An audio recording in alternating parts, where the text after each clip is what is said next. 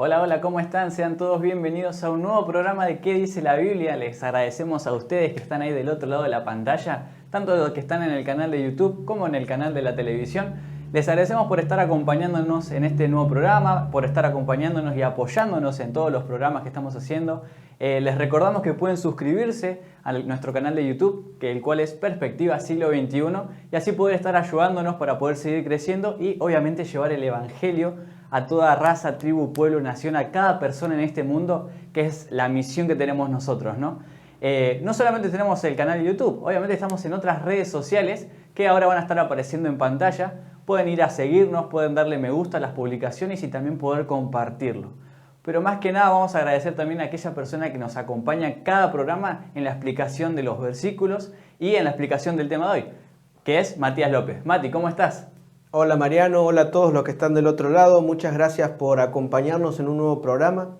Como venimos anunciando, dentro de poco vamos a terminar con este formato que estamos haciendo de temas y vamos a empezar un nuevo formato donde van a ser diferentes temas, van a tener, podríamos decirle, una estructura en cuanto a progresión, así que es importante que estén atentos porque en esta nueva etapa de este proyecto te necesitamos. Necesitamos la ayuda de todos ustedes para poder seguir compartiendo este mensaje, para poder seguir proclamando que Cristo pronto viene. Como siempre te decimos, la Biblia de Génesis al Apocalipsis nos muestra que lo que estamos viviendo hoy no es el plan de Dios para cada uno de nosotros, sino que hay un plan diferente, que hay una nueva oportunidad. Todo eso vamos a hablar hoy y en lo que viene, pero necesitamos que esto siga creciendo, no por un beneficio personal, sino para que todos juntos estemos esperando a Cristo cuando venga por segunda vez. Tal cual, así que ya sabes, tenés que estar atento a las próximas programaciones que vamos a estar anunciando cómo vamos a poder empezar a trabajar acá en conjunto. Y así es como es el programa, el título de hoy, que es el costo de la salvación. ¿Así? El costo de tu salvación, disculpen ahí. El costo de tu salvación. ¿Y cuál es el costo de eso, de la salvación de nosotros, ¿no? Porque hubo un costo, hubo un precio que se había que pagar. Y antes de empezar, acordate de buscar tu Biblia. ¿Qué dice la Biblia? Es ir a hablar directamente con la Biblia. Busca tu Biblia o prende tu Biblia en el caso de que uses algún dispositivo móvil y vamos a ir directamente a la primera pregunta. ¿Cuándo se ideó el plan de salvación? Y para quizás haya puntos que ya tocamos, pero es importante repasar para poder darle un entendimiento o una continuidad al tema de hoy, ¿no? ¿Cuándo se ideó el plan de salvación? ¿Y por qué es importante entenderlo? Para eso primero vamos a leer 1 de Pedro 1 del 18 al 20. Dice así: sabiendo que fuisteis rescatados de vuestra vana manera de vivir, la cual recibiste de vuestros padres, no con cosas corruptibles como oro o plata, sino con la sangre preciosa de Cristo, como de un cordero sin mancha y sin contaminación, ya destinado desde antes de la fundación del mundo, pero manifestado en los postreros tiempos por amor de vosotros. Y en este texto hay algunos elementos que hay que tener en cuenta. Y muchos hablan de que este texto habla de una predestinación, de que no importa qué es lo que yo haga, total ya Dios decide quién se salva y quién no. Una manera de echarle la culpa a Dios de que yo soy malo porque Dios lo quiso así y ya está, ¿no? Nos cuesta hacernos cargo de las cosas, de las situaciones muchas veces, ¿no? Entonces fíjense que acá Dios nos muestra algo importante a través de Pedro. Dice, sabiendo que fuiste rescatado de vuestra vana manera de vivir.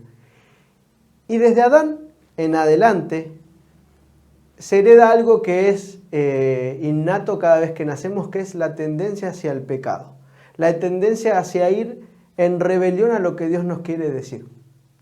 Ir en contra de lo que Dios plantea y planea para cada uno de nosotros. Y Pedro, sabiendo esto, él habiéndolo vivido por experiencia propia, dice que nosotros fuimos rescatados, tenemos la posibilidad de tener una nueva oportunidad, que no importa que sea el contexto, lo pasado que te haya traído hasta donde estás hoy, sino que hay una manera de liberarnos. Hay una salida. Ante todos los problemas hay una salida. Y no es algo que es corruptible, así como el oro o la plata. No es algo que perece, sino que tuvo un costo mucho mayor, que tiene que ver con la intervención de Dios en nuestras vidas. Y no tiene, yendo más al grano, a la crucifixión, a la muerte de Cristo. Él fue crucificado en nuestro favor. Fíjense que dice, ya destinado desde antes de la fundación del mundo. Acá habla Pedro y nos avisa de que antes que vos peques, Jesús ya tenía la solución a tus problemas. Antes de que vos tomes las malas decisiones que tomaste, que yo también, que quizás te traigan al punto donde estás hoy, que crees que no hay retorno, Dios ya tenía la solución a tus problemas. Muchos hablan acá de que Jesús en realidad predestina a quién se salva y quién no, pero no es así. Para eso vamos a leer el siguiente texto encontrado en Efesios 1, 4 y 5. Según nos escogió en Él antes de la fundación del mundo, para que fuésemos santos y sin mancha delante de Él, en amor habiéndonos predestinado para ser adoptados hijos suyos por medio de Jesucristo, según el puro afecto de su voluntad. Entonces, acá también encontramos la palabra predestinación. Cuando los textos estos se refieren a predestinación, Pablo utiliza un término que si lo tradujéramos, porque en una palabra es difícil de dar a entender, quizás una mejor traducción serían con más de una palabra. Y lo que se utiliza para predestinación es en realidad, lo podríamos traducir como conocer de antemano. Jesús ya sabe quién se va a salvar y quién no. Lo que no nos quita la responsabilidad de elegir. Dios ya sabe porque Él nos conoce. Él sabe lo que nosotros somos. Y nuestra predestinación, o sea, podríamos decir, la voluntad de Dios que quiere que se cumpla en cada uno de nosotros, es que procedamos al arrepentimiento y vivamos con Él. Él creó a la humanidad con el único propósito de poder compartir con ellos. Jesús mismo iba al Edén a charlar con Adán y Eva. Entonces, Dios nos predestinó, sí, nos predestinó para ser salvos. Él hizo todo para que vos y yo podamos alcanzar la salvación. En realidad Él hizo todo en un principio para que Adán y Eva no cayeran. Pero al contrario de lo que muchos piensan, esto no fue un plan de última mano. No es que fue decir, uy, pecaron, ¿y ahora qué hacemos? Acá no hay nada improvisado. Fíjense, desde antes, como decía Pedro, desde antes que el mundo fuese creado, Cristo ya tenía la solución a nuestros problemas. Antes de que vos tomes las malas decisiones que tomaste y por lo que te trajeron hoy acá, Cristo ya tenía la solución a tus problemas. Él te ama tanto que no solamente te crea, se compadece de vos, sino que también te da la solución a todo aquello que hoy te está lastimando y dañando. Entonces, ¿cuál es la predestinación de la que habla la Biblia? ¿Que Él elige? No. La predestinación es para ser adoptados hijos suyos. Es para que, aunque nosotros hayamos pecado, aunque nosotros hayamos decidido rebelarnos a Dios, a través de Jesucristo encontramos los medios para alcanzar una nueva oportunidad. Y eso es el Evangelio. Esa es la buena nueva que tenemos que dar. En Cristo hay nueva oportunidad. Por eso Juan lo expresa de la siguiente manera. En el principio era el Verbo, y el Verbo era con Dios, y el Verbo era Dios. Este era en el principio con Dios. Todas las cosas por Él fueron hechas, y sin Él nada de lo que ha sido hecho fue hecho. Y aquel Verbo fue hecho carne, y habitó entre nosotros, y vimos su gloria, gloria como la del unigénito del Padre, lleno de gracia y de verdad. Y acá hay algunas cosas que tengo que destacar, y es importante. Fíjense que dice, en el principio era el Verbo, y Juan está haciendo referencia acá sin lugar a duda a cómo empieza la Biblia en el Génesis. En el principio, ¿no? Y en el principio. Principio, principio. En este caso utiliza el Verbo, y el Verbo era con Dios, y el Verbo era Dios. En este caso, el Verbo y Dios está hablando de dos personalidades, de dos personas diferentes, pero que son una. En la antigüedad se creía y se hablaba del verbo, el término que se utilizaba para el verbo era logos, que hacía alusión a que era una fuerza ¿no? Cuando hablaban del logos, del verbo, era una fuerza divina, pero que no interfería con la historia ni la raza humana.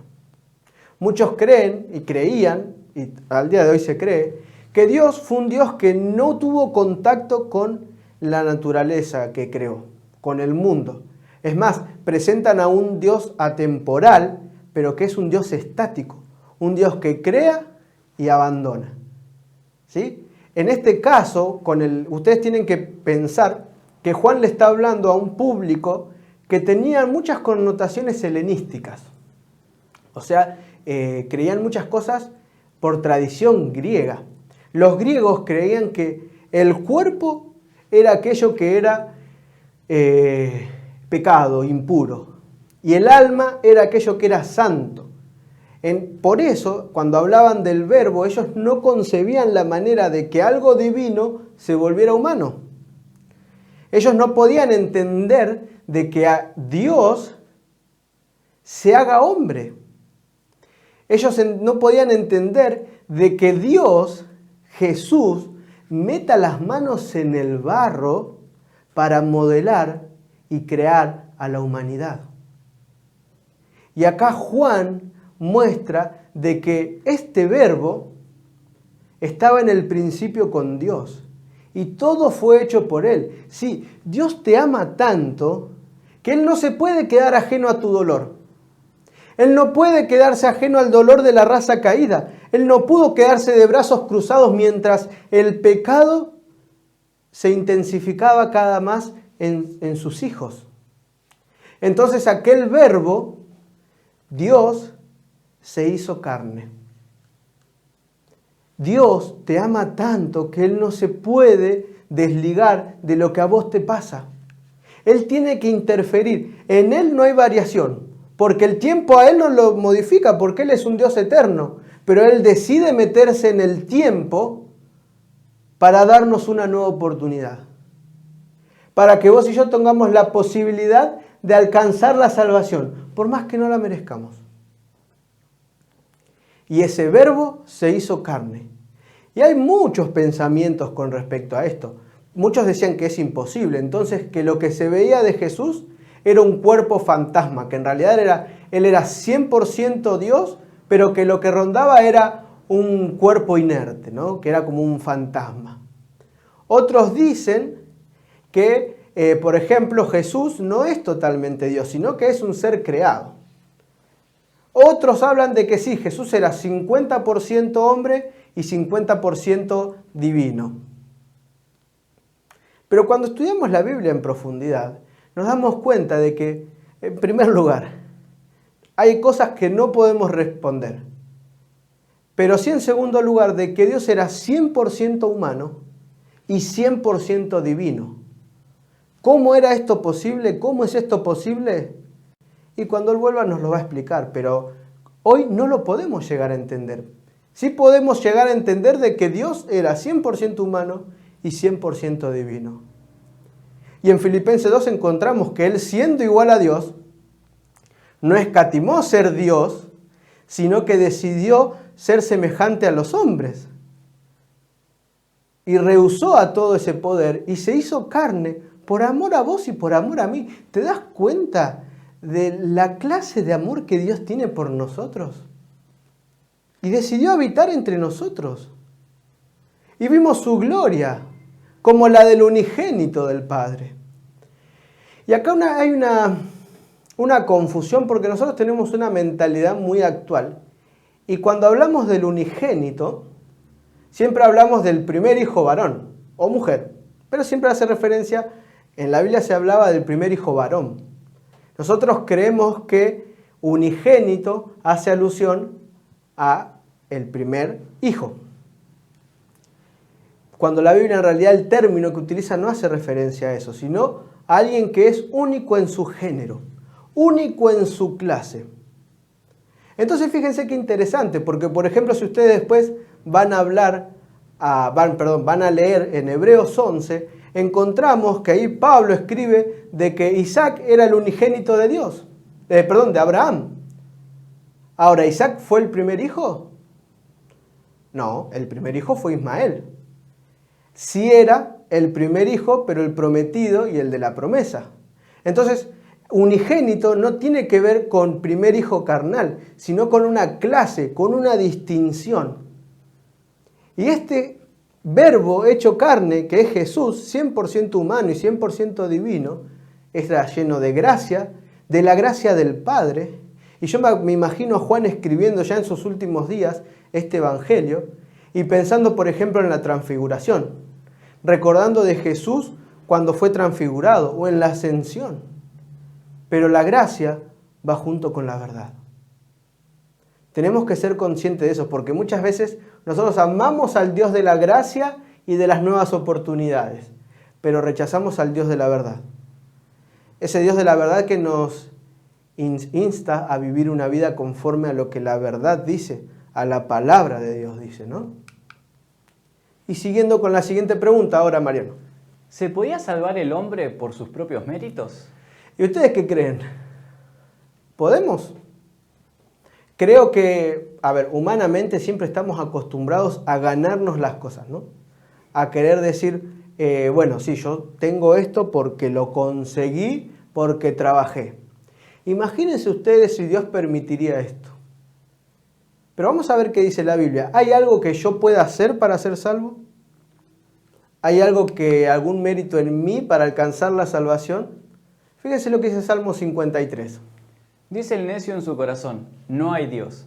Se han corrompido e hicieron abominable maldad. No hay quien haga bien. Dios desde los cielos miró sobre los hijos de los hombres para ver si había algún entendido que buscara a Dios. Cada uno se había vuelto atrás. Todos se habían corrompido. No hay quien haga lo bueno, no hay ni uno, ni aún uno. Y si hay algo que nos hereda Adán, es la tendencia hacia el mal, como hoy hablamos. La tendencia pecaminosa de querer ser un rebelde y no obedecer a Dios. Y la Biblia es bien clarita en esto. No hay quien haga lo bueno. Qué triste debe ser para Dios que esos seres que Él formó con sus propias manos, esos hijos que Él le dedicó tanto amor, ahora se le rebelen. Pónganse en lugar de padre. Y dice que Dios miró desde los cielos y no encontró a nadie que buscara a Dios. Siempre hay una tendencia hacia la rebeldía.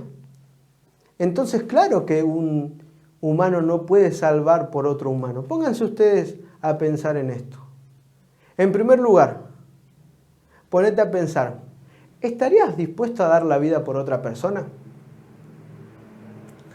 Y ahora yo me pongo a pensar, ¿no? Si por ahí algún familiar necesitaría un trasplante o sangre, ¿no? ¿Lo haríamos? Y yo creo que sí, porque hay cariño. Ahora ustedes pónganse a pensar. Si quien necesita tus órganos o una transfusión, no lo conoces. Peor, si quien necesita de vos para poder vivir es alguien que te lastimó. ¿Podrías dar tu vida en favor de esa persona? Esa persona que te hizo mucho daño. Que por esa persona o no podés confiar en otros, o no podés seguir adelante, o no podés entablar una relación sana con nadie. No es fácil, ¿no? Cuando planteamos la cosa de esta manera es difícil. Fíjense lo que dice Romanos 3, 23 y 24. Por cuanto todos pecaron y están destituidos de la gloria de Dios, siendo justificados gratuitamente por su gracia, mediante la redención que es en Cristo Jesús. Todos pecamos. No hay justo ni aun uno, Pablo dice también. Humanamente es imposible alcanzar la salvación, porque la paga del pecado, ¿cuál es? La muerte. Ahora, que levante la mano el primero que no pecó nunca. Complicado, ¿no? Entonces, si sos un pecador, ¿qué puedes hacer para alcanzar la salvación? Nada. Y muchas veces creemos que por asistir a una iglesia, por hacer ciertas cosas, por parecer cristiano delante de los demás, por regalar algo a un necesitado, ya eso nos alcanza para cubrir la cuota del costo de la salvación.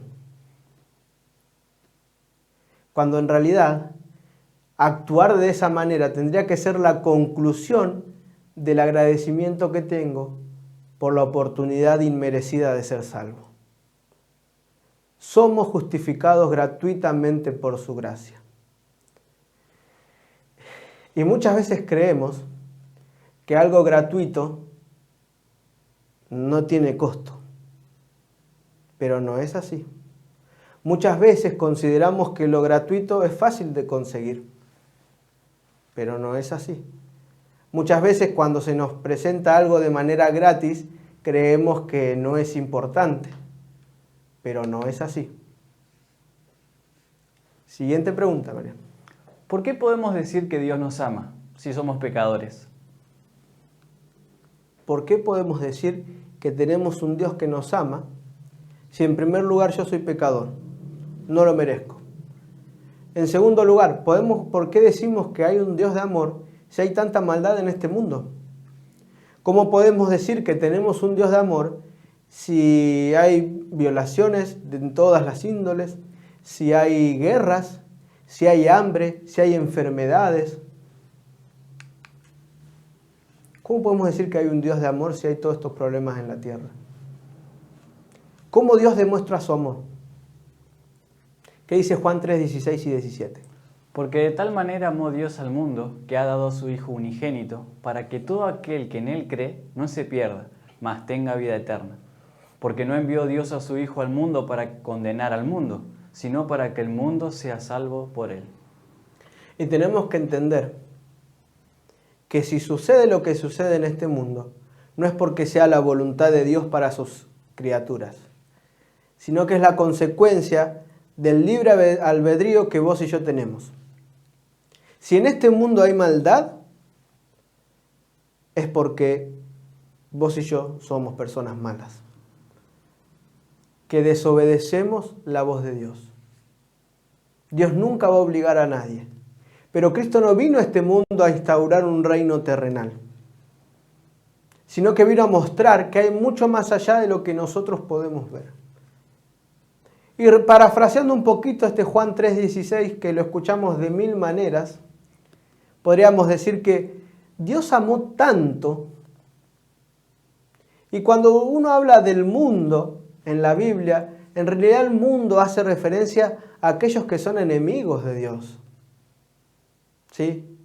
Que dio a su Hijo, aquel que es el unigénito, que te acordás que recién hablábamos de qué significaba unigénito, no que sea el primero, ni en concepción de padre e hijo, sino de único en su clase, para que todo aquel que en Él cree tenga la oportunidad de vivir una vida plena. Releámoslo un poquito al texto. ¿Amó tanto Dios? ¿Te amó tanto a Dios, a vos y a mí?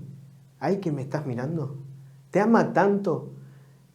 Ama tanto, aunque seas un renegado, aunque seas su enemigo número uno. Dios te ama tanto que decidió poner tu oportunidad de una vida nueva por encima de la vida de su Hijo.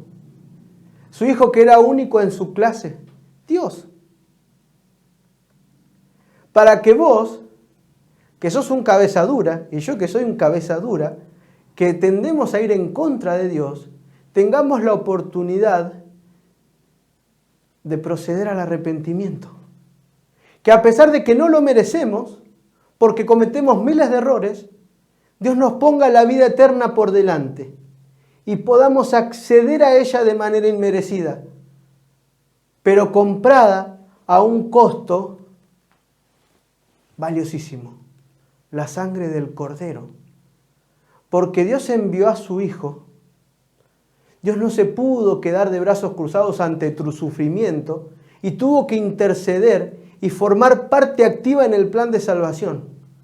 Para que este mundo no se pierda, para que lo que hace Satanás en las personas no sea para siempre, sino que el mundo pueda hallar la salvación.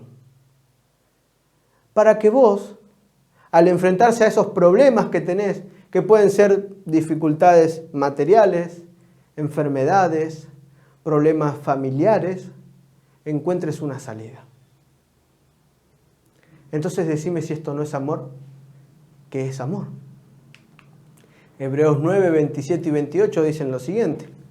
Y de la manera que está establecido para los hombres que mueran una sola vez y después de esto el juicio, así también Cristo fue ofrecido una sola vez para llevar los pecados de muchos, y aparecerá por segunda vez sin relación con el pecado para salvar a los que le esperan.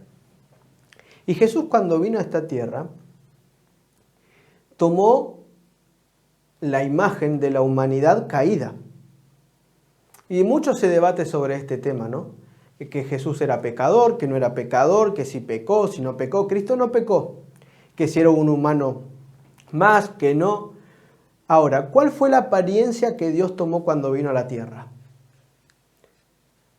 La de un judío de la edad en la que él estaba. No tomó la apariencia de Adán cuando fue creado. A esa decadencia del pecado hace referencia cuando habla de la humanidad de Cristo. Porque Cristo podría haber venido como un Adán. Es más, Pablo lo compara con el segundo Adán, no haciendo alusión a sus características físicas, sino que él vino a restablecer ese error que cometió Adán.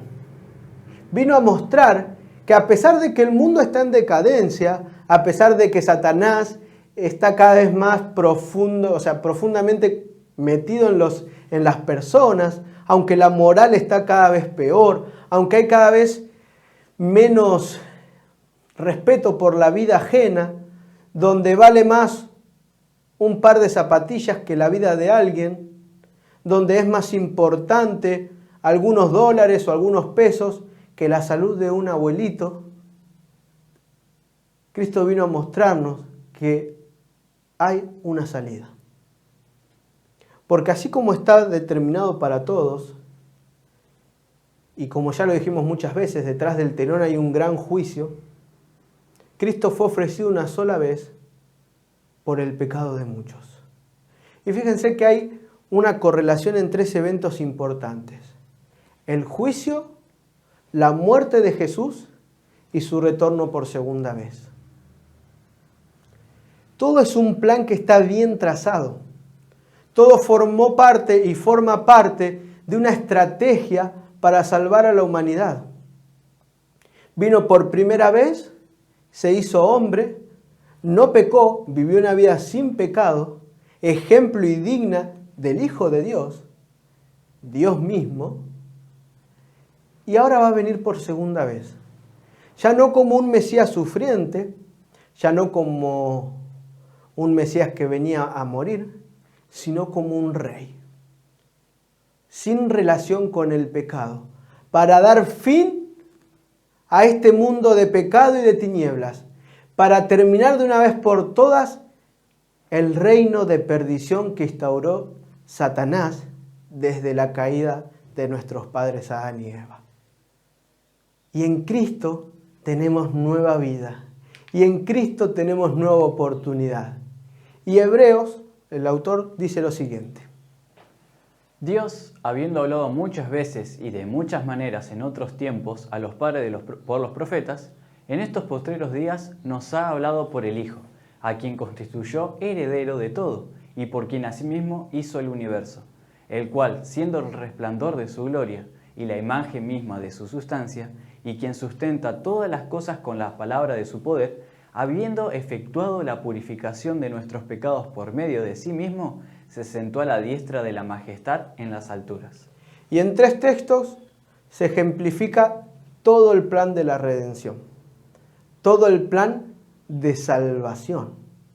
¿Saben? Cuando en los textos hablamos de redención, la redención tiene que ver con un concepto de liberación de un esclavo. El pago que se efectúa por la liberación de un esclavo. Ahora díganme ustedes, siendo esclavos, ¿cuánto podríamos conseguir para pagar lo que corresponde a nuestro amo? Es imposible. Siempre alguien tiene que interceder en nuestro favor.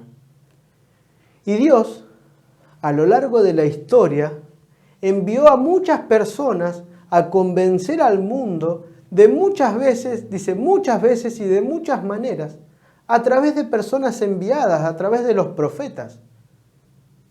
Y dice Pablo, no, en este tiempo habló a través de su Hijo. Pero no se confundan. El Hijo no quiere decir que fue engendrado por Dios, sino que es alguien que es desde el principio como Él.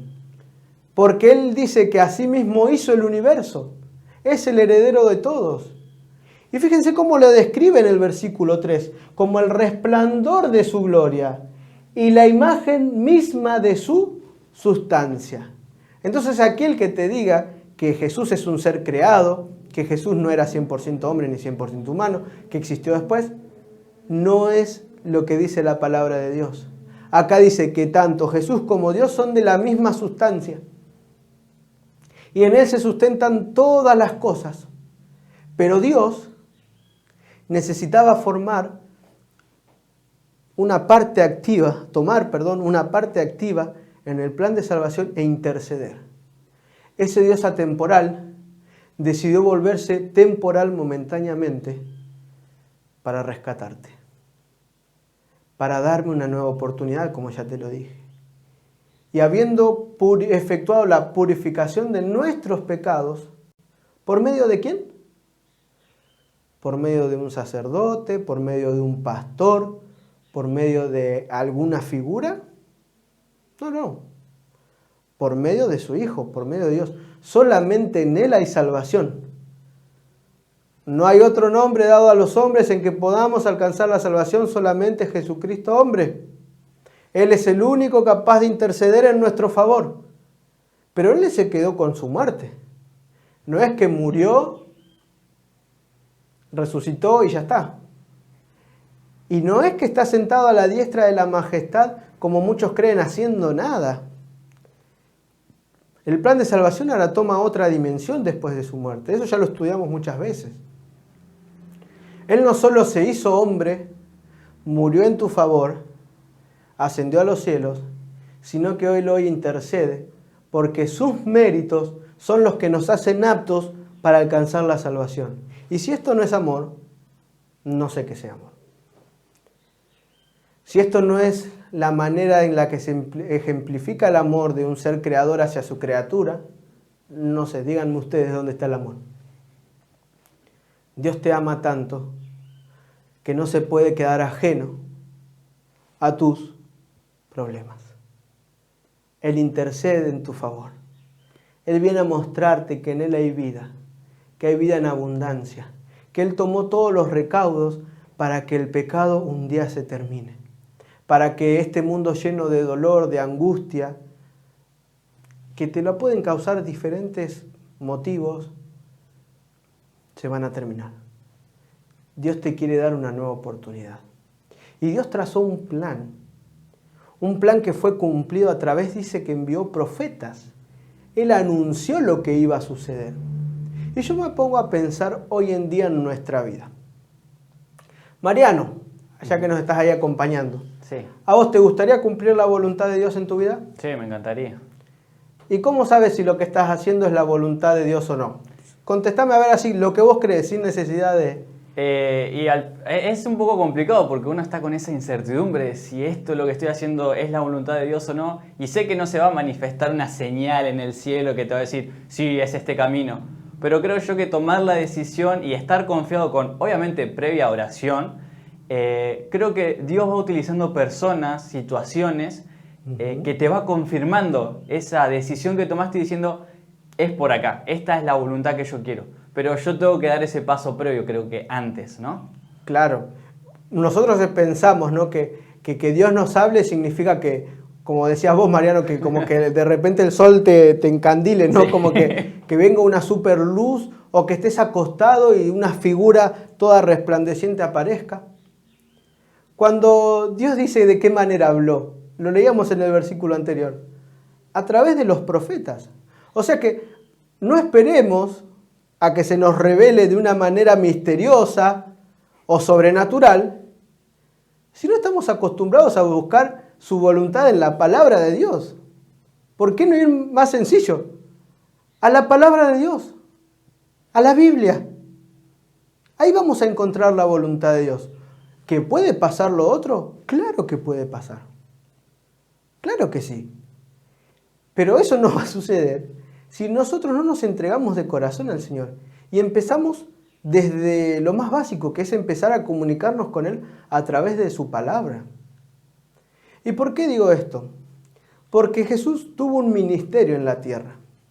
Tuvo un ministerio donde tuvo que realizar ciertas cosas para alcanzar ese momento de la muerte, ¿no? O sea, porque era su objetivo principal, morir por todos nosotros. Y surge la siguiente pregunta que nos llegó y que dice lo siguiente, Mariano. ¿Lo que Jesús hizo en la tierra fue al azar? Ahora, a ver, ser cristiano, ¿qué significa? Mariano, a ver, ser cristiano, ¿para vos qué es? Y seguir a Cristo. Imitar a Cristo, ¿no? Exactamente. Entonces, si ser cristiano significa imitar a Cristo, ser discípulo de Cristo, ¿es hacer lo que Jesús hizo cuando estuvo en la tierra o no? Y si yo te digo que la mayoría de las cosas que hizo Jesús y que están registradas en el Nuevo Testamento fueron porque en realidad fueron registradas en el Antiguo, muchas cosas de las que pasó Jesús ya habían sido dichas de antemano. Y vamos a verlo, porque esto es importante para entender de que todo lo que está escrito se va a cumplir. Hay profecías, como ya hablábamos, que son profecías, me detengo un breve tiempo, no voy a desarrollar en profundidad, pero tenemos que entender que nosotros tenemos un punto de vista en cuanto a interpretar a las profecías de manera historicista. ¿Qué quiere decir? Que se pudieron haber cumplido en su pasado, en el presente o en el futuro, a lo largo de la historia. Dentro de la profecía hay profecías que se denominan clásicas y apocalípticas. Las profecías apocalípticas son aquellas consideradas en las que Dios interviene y que van a suceder sí o sí. Por ejemplo, las encontramos en Daniel y Apocalipsis. Las profecías clásicas son aquellas que son condicionales. ¿Qué quiere decir esto? Que se van a cumplir si se dan ciertos requisitos. Ahora, en la Biblia, ¿hay profecías dadas al pueblo de Dios que no se cumplieron? Sí. ¿Eso quiere decir que se van a cumplir en un futuro? No. ¿Hay profecías dadas al pueblo de Israel que si el pueblo de Israel hubiese cumplido, si hubiese hecho su parte, se hubiesen cumplido? Sí. La realidad no sería la de hoy. Lo que no quiere decir es que hay que buscar una interpretación al futuro. Por eso es profecía clásica, porque se van a cumplir si se da cierta condición. Como Israel no cumplió esa condición, no se cumplieron y no se van a cumplir. Ahora, dentro de estas profecías encontramos las profecías que hablan del Mesías. Y de eso vamos a hablar, para que entendamos que el plan de salvación es un plan estratégico que fue cumplido milimétricamente. Que todo lo que hizo Cristo en esta tierra fue con un propósito. ¿Sí? Cristo era dirigido por la agenda que le había marcado su Padre, revelada a través de los profetas. Y sin introducción vamos a leer la primera. Dice así: pero tú, Belén Efrata, pequeña para estar entre las familias de Judá, de ti me saldrá el que será Señor en Israel, y sus salidas son desde el principio, desde los días de la eternidad. ¿Y dónde se cumple? En Jesús. Lucas 2, del 4 al 7 dice lo siguiente. Y José subió de Galilea, de la ciudad de Nazaret, a Judea, a la ciudad de David, que se llama Belén, por cuanto era de la casa y familia de David, para ser empadronado con María su mujer, desposada con él, la cual estaba encinta.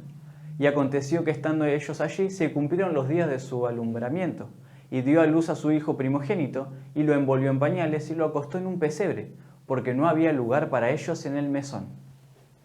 Y acá, yo me imagino a Herodes, ¿no? Diciendo, bueno, yo la verdad que soy el rey de todo, soy la persona más poderosa del universo, del mundo.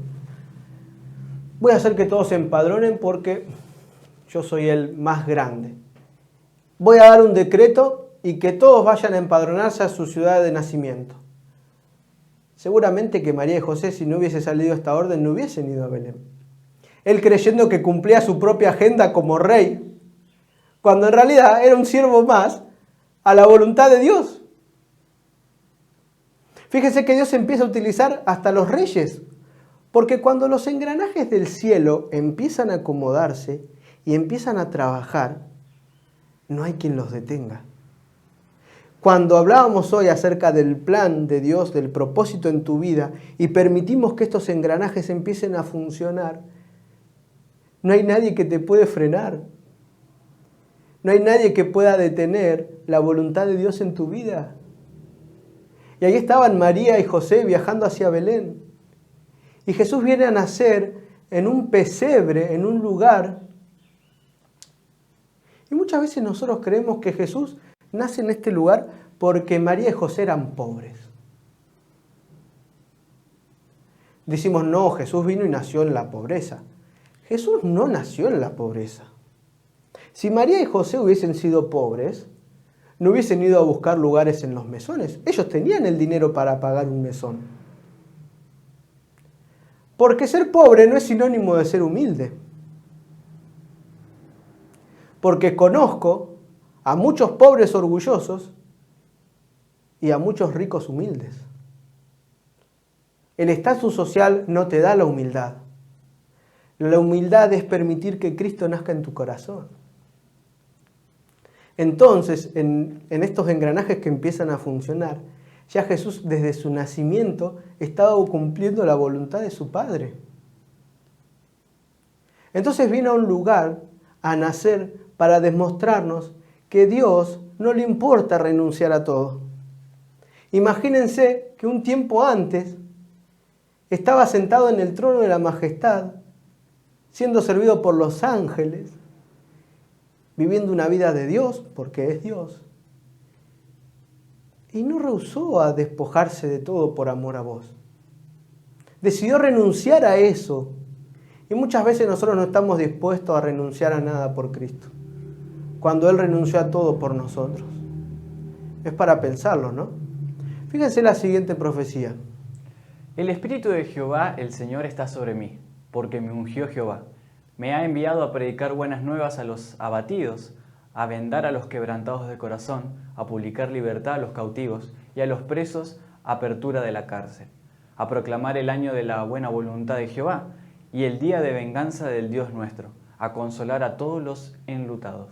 Y acá hay una profecía sobre el Mesías, que está hablando de qué era lo que iba a suceder cuando el Mesías venga, ese Mesías que ellos estaban esperando.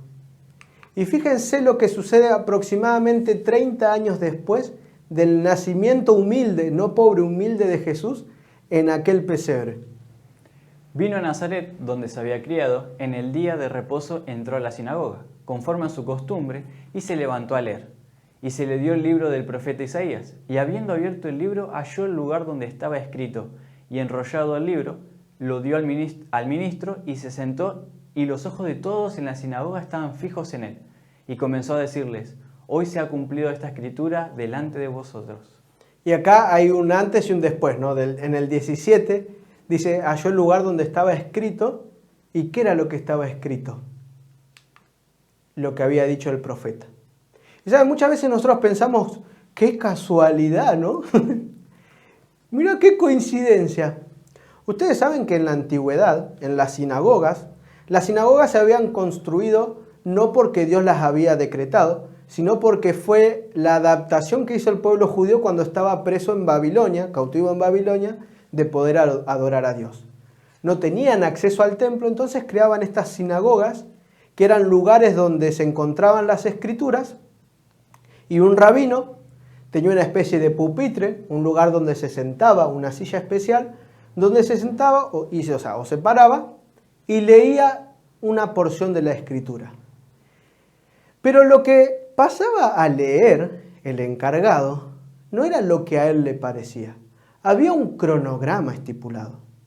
Un cronograma que se daba desde principio de año hasta fin de año. ¿Sí? Entonces, no es que Jesús leyó por casualidad eso. No es que Jesús empezó a leer de coincidencia que el ungido de Jehová, que es el Cristo en el griego, ¿no?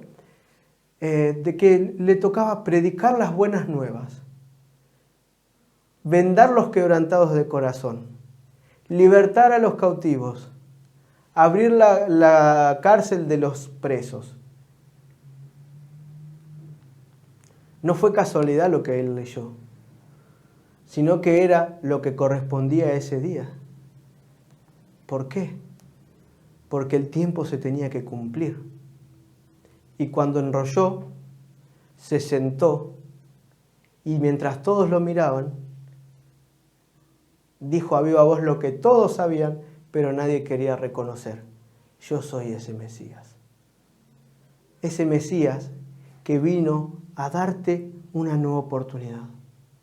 Ellos esperaban un Mesías que los liberara del yugo romano.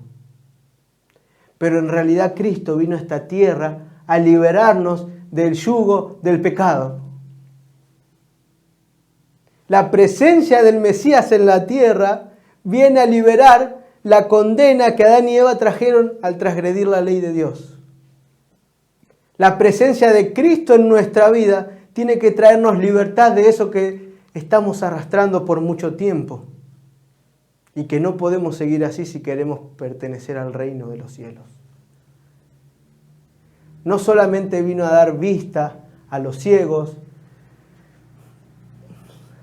oídos a quienes no escuchaban, sanidad a las personas, sino que vino a instaurar el reino de la gracia, un reino de libertad, un reino de redención. Una nueva oportunidad en medio de este dolor, una salida en medio de este lugar sin salida. Siguiente profecía. Aún el hombre de mi paz, en quien yo confiaba, el que de mi pan comía, alzó contra mí el calcañar. Y les dije, si os parece bien, dadme mi salario, y si no, dejadlo. Y pesaron por mi salario 30 piezas de plata. Y vamos, ya dejo en claro que dejamos afuera un montón de otras. Solamente que pusimos algunas que eran dependiendo el plan de salvación, ¿no? En el anterior, Cristo iniciaba su ministerio de esa manera. Aproximadamente 3 años después, con su muerte, iba a terminar esta primera etapa. Y fíjense que en Salmos y Zacarías encontramos 2 profecías. En la primera, quien conmigo comía el pan, dice, me traicionó. Y dice, pesaron por mi salario 30 piezas de plata. Y fíjense lo que dice Juan 13, 18 y 19. No hablo de todos vosotros, yo sé a quiénes he elegido. Mas para que se cumpla la Escritura, el que come pan conmigo levantó contra mí su calcañar. Desde ahora os lo digo antes que suceda, para que cuando suceda creáis que yo soy. Y toda profecía fue dada para que cuando suceda, entonces creamos. Y si Jesús te dice que viene a darte una vida nueva, es momento de creer, no de dudar. Y esa misma noche se instauró lo que se conoce como la última cena, que es la cena del Señor. Y alguien que estaba compartiendo el pan con él, lo traicionó. Y vos y yo sabemos quién es. Judas, ¿no? Fíjense lo que dice Mateo 26, 14 y 15. Entonces uno de los 12, que se llamaba Judas Iscariote, fue a los principales sacerdotes y les dijo, ¿qué me queréis dar? Y yo os lo entregaré. Y ellos le asignaron 30 piezas de plata. ¡Qué suerte! Lo mismo que decía la profecía. Nosotros muchas veces estamos acostumbrados a leer la Biblia al azar y entender que lo que sucede era porque tenía que suceder, porque así pasó y ya está. Cuando en realidad tenemos que entender que todo era parte de una estrategia. Así como Dios trabajó, nosotros tenemos que trabajar en favor de otros. No hacer lo que parezca así nomás, sino trabajar de manera concienzuda. Todo lo que le sucedió a Cristo sucedió por un motivo y todo estaba escrito. En el ministerio de Cristo en la tierra se refleja el cumplimiento de la agenda del Padre, revelada a través de los profetas. Fíjense, las siguientes profecías las encontramos en Isaías y en el Salmo. Jehová el Señor me abrió el oído, y yo no fui rebelde, ni me volví atrás. Di mi cuerpo a los heridos y mis mejillas a los que me mesaban la barba. No escondí mi rostro de injurias y de esputos. Porque perros me han rodeado, me ha acercado cuadrilla de maligno. Horadaron mis manos y mis pies. Contar puedo todos mis huesos. Entre tanto, ellos me miran y me observan. Repartieron entre sí mis vestidos y sobre mi ropa echaron suertes. Y ahora nos vamos a citar en uno de los momentos más dolorosos, más tristes, pero que más reflejan lo que hace seguir la voluntad de Satanás, y es ir en contra del Salvador. Y en Mateo 26, 67 y 68 dice: entonces le escupieron en el rostro, le dieron puñetazos y los abofetearon, y decían: profetízanos, Cristo, ¿quién es el que te golpeó? Imagínense ustedes ese Creador que desde antes que naciéramos ya nos estaba amando, recibiendo este cruel castigo inmerecido. Si hablamos de algo inmerecido, es el sufrimiento que Cristo tuvo en esta tierra. Lo que tuvo que soportar por amor a vos y a mí. Y una vez crucificado, pasa lo siguiente. Cuando los soldados hubieron crucificado a Jesús, tomaron sus vestidos e hicieron 4 partes, una para cada soldado. Tomaron también su túnica, la cual era sin costura, de un solo tejido de arriba abajo. Entonces dijeron entre sí: no la apartamos, sino echemos suerte sobre ella a ver de quién será. Aún clavado en la cruz, Cristo seguía cumpliendo la voluntad de su Padre. Una voluntad que Él dijo: Padre, si es posible, pasa de mí esta copa, pero que no sea como yo quiero, sino como tú. Cristo estaba dispuesto a ir hasta las últimas consecuencias por amor a vos. Cristo estaba dispuesto a renunciar a su vida porque después la iba a volver a tomar para que vos hoy puedas levantarte. Y vos ahí sentado sin querer trabajar. Vos ahí de brazos cruzados mientras el Salvador muere con los brazos abiertos. Sin la capacidad de seguir adelante por más de que tengas dificultades. Dios quiere mostrarte que en Él hay vida, que todo lo que sucedió fue con un motivo, para que vos tengas vida y vida en abundancia. Siguiente profecía. Se encuentra en Salmos 34:20 y dice: Él guarda todos sus huesos, ni uno de ellos será quebrantado. Y en Zacarías 12:10: y derramaré sobre la casa de David y sobre los moradores de Jerusalén espíritu de gracia y de oración, y mirarán a mí, a quien traspasaron, y llorarán como se llora por hijo unigénito, afligiéndose por él como quien se aflige por el primogénito. Y el cumplimiento lo tenemos en el capítulo 19, versículos del 32 al 36, que dice que vinieron pues los soldados y le quebraron las piernas. No lo vamos a leer textual, porque era la costumbre. La crucifixión era la supremacía de muerte y tortura que una persona podía sufrir. Y las personas muchas veces no morían por las laceraciones, por el tiempo que estaban crucificados. Estamos hablando de 6, 7, 8, 9 horas colgados. Entonces tenían que quebrarle las piernas para que mueran. No les alcanzaba con todo el sufrimiento. Pero había una profecía que decía que Él no iba a ser quebrado, sino que iba a ser atravesado. Pero cuando llegaron a Jesús, dice el versículo 33, lo vieron muerto, no le quebraron las piernas. Pero uno de los soldados le abrió un costado. Y el que lo vio da testimonio, y su testimonio es verdadero. Juan mismo que dice lo que vio. Porque estas cosas sucedieron para que se cumpliese la Escritura. No será quebrado hueso suyo. Y también la Escritura dice: mirarán al que traspasaron. Y Cristo cumplió la voluntad del Señor. Y Cristo murió en tu favor. Y Cristo murió para que vos puedas tener hoy vida y vida en abundancia. Y nos podríamos quedar acá.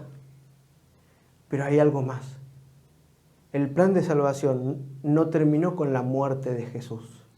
sino que hubo otras profecías, por ejemplo en Oseas y el mismo Jesús en Lucas 9. Dice así: venid y volvamos a Jehová, porque Él arrebató y nos curará, hirió y nos vendará. Nos dará vida después de 2 días, en el tercer día nos resucitará y viviremos delante de Él. Y diciendo: es necesario que el Hijo del Hombre padezca muchas cosas y sea desechado por los ancianos, por los principales sacerdotes y por los escribas, y que sea muerto y resucita al tercer día. Y los discípulos no entendieron esto hasta que lo vivieron, por más de que Jesús se lo dijera y por más que esté escrito. Y Jesús murió y el sábado descansó.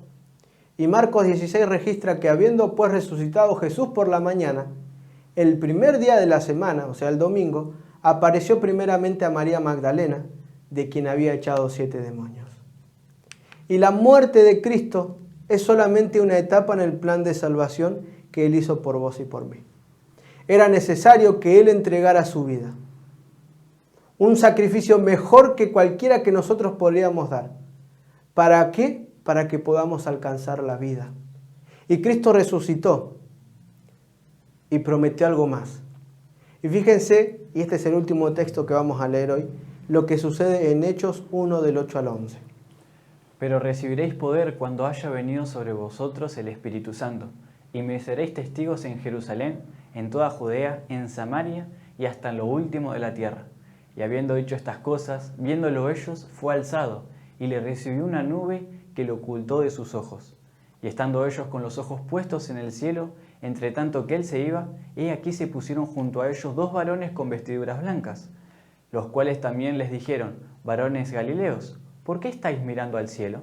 Este mismo Jesús, que ha sido tomado de vosotros al cielo, así vendrá como la habéis visto ir al cielo. Pero recibiréis poder. Ese poder que de la misma palabra del que sale dinamita, una explosión, poder, cuando haya venido a nosotros el Espíritu Santo. Porque la presencia del Espíritu Santo en nuestra vida tiene que generar una reacción. No puede derramar el Espíritu Santo en nuestra vida hacia el Señor y nosotros quedarnos igual. La consecuencia de recibir el Espíritu Santo es trabajar. Y recibiremos el Espíritu Santo y dice: me seréis testigo en Jerusalén, por casa, en Samaria, aquellos que son tus enemigos, y hasta lo último de la tierra. Pero hay que empezar a trabajar. Y Jesús le dijo: es necesario que me sean testigos por casa, afuera y hasta el fin de la tierra. Y habiendo dicho esto, se fue.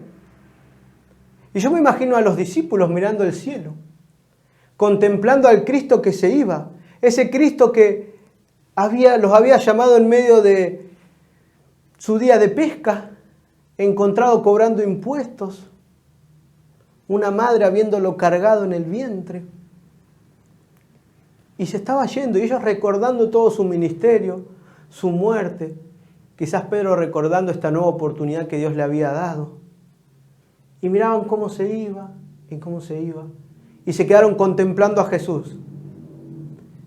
Y de repente dice que le aparecen 2 personas, 2 ángeles, y les dice: ¿qué hacen mirando al cielo?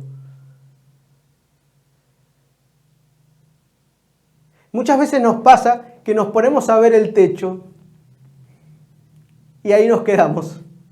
Contemplamos al cielo en un futuro lejano y nos olvidamos de lo que pasa hoy. Muchas veces nos preocupamos tanto por el mañana que nos olvidamos de vivir hoy. Y ahí estaban los discípulos mirando el cielo. Ni siquiera se dieron cuenta que había 2 ángeles a su alrededor. ¿Qué están haciendo? No es momento de paspar moscas. No es momento de estar distraídos. Dios les dio un trabajo para hacer. Dios les dio un objetivo que cumplir. Así como lo vieron irse, va a volver. Y así como Jesús ascendió a los cielos, pronto va a volver. Y así como ese mensaje que le dio a los discípulos en aquel monte antes de ascender, es el mismo mensaje que tenemos hoy vos y yo. Basta de mirar el techo. Basta de pensar en mañana y olvidarnos de vivir hoy.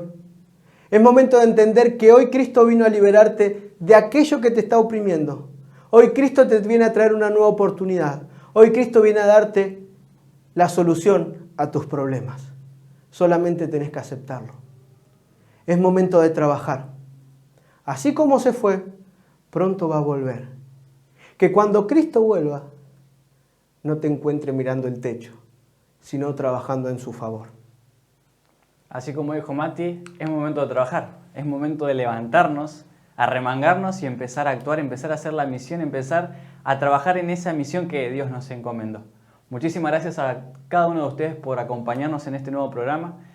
No se pierdan la programación de mañana a cargo del licenciado Rubén Ar, que también va a ser un tema muy bueno. Y estén atentos que vamos a ir después dando las noticias de cómo vamos a poder trabajar en conjunto para poder expandir este evangelio, ¿no? Muchísimas gracias a todos. También le agradecemos a Nico que estuvo arriba con los controles, a Mati que estuvo acompañando explicando los versículos y el tema de hoy, y en mi caso poder estar dando la lectura de estos versículos. Y gracias a ustedes por acompañarnos como siempre, y desde parte de Perspectiva Siglo XXI les deseamos que Dios los bendiga mucho.